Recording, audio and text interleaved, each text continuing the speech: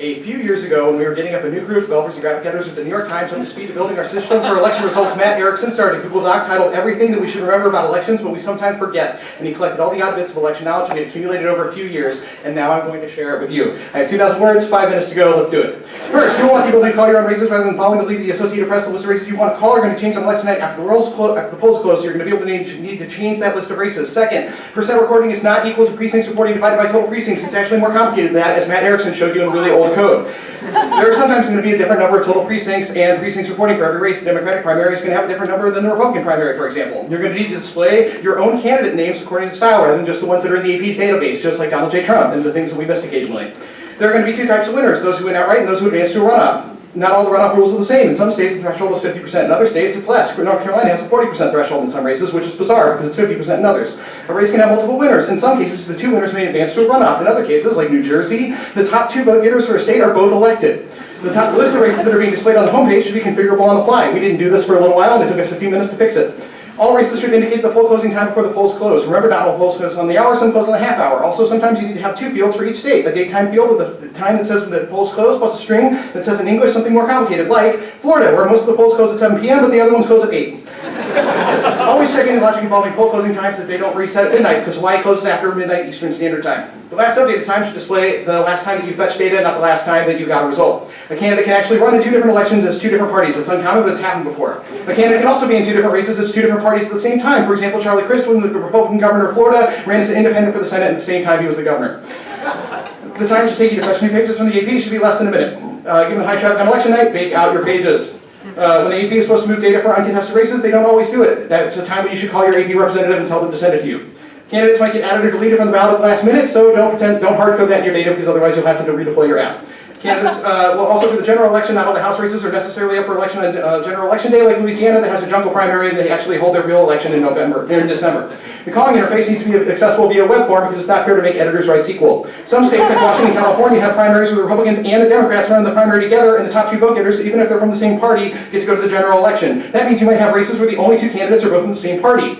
Also, you need to account for that fact when you're calculating controlled Congress totals because the Democrats have already won if there are two Democrats running against each other. Also, your database should be designed to handle any number of candidates or parties for an election. You don't want to have a Democrat or Republican specific column suspend us in 2012. On any results table, you need to have an option to roll the category into an others category because otherwise you might have to display 15 people.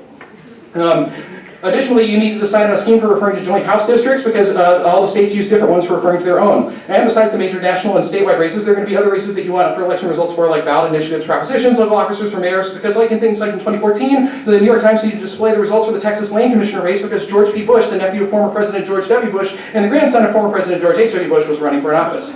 Ballot initiatives need to have a plain text field because the APs are garbage. Party names are not nationally consistent. The Democrats in Minnesota are actually called the Democratic Farmer Labor Party, and the AP normalizes that name to Democrat, but it's not on any of the other fields. It's not the same on any of the other documentation you'll get from the state. Any place you display a candidate list, you need to have an asterisk or an indication of who's the incumbent candidate. This is doubly true on maps. Map rollover should always sort descending and have check marks when winners are called. Don't forget about the District of Columbia. The district doesn't have county level results. Wyoming sometimes has 2 county results. Other states only have state level results. New England states report results by township rather than county, and all of them are listed at the same level. Don't forget about the District of Columbia. Primary delegates are assigned from geographic areas that are not states. American Samoa, Guam, the Marianas Islands, Puerto Rico, and the Virgin Islands all contribute delegates. Additionally, the Democrats abroad primary has no geographic designation at all. Delegates are a decimal and not an integer. The Democrats abroad primary in 2016 had 8 delegates who each ended up having half a bullet. If you're doing a map of things, rating them by how you categorize states, whether they're going to go Republican or Democratic, don't use something like solid Dem, lean Dem, or solid GOP or lean GOP. You're going to regret it when there's finally an independent state. Vote percentages should follow normal rounding rules.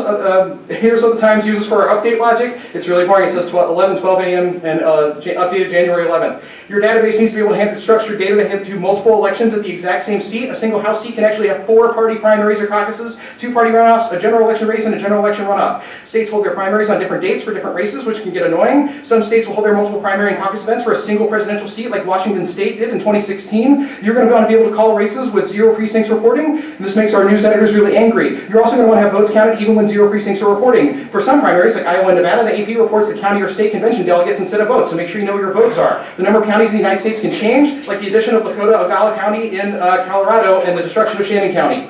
There are also going to be vacant seats that aren't currently occupied in the House. When calculating gains and losses, be careful that that party doesn't gain a seat. If you have vacant seats in the House, there are going to be 2 races for the same seat on the same day. One for the party, for the current seat, and then one for the one that's going to take over in the next year. Finally, we need to make sure you can uncall races that have already been called, change the winner. God, I didn't finish. I'm really upset. Okay. Thank you.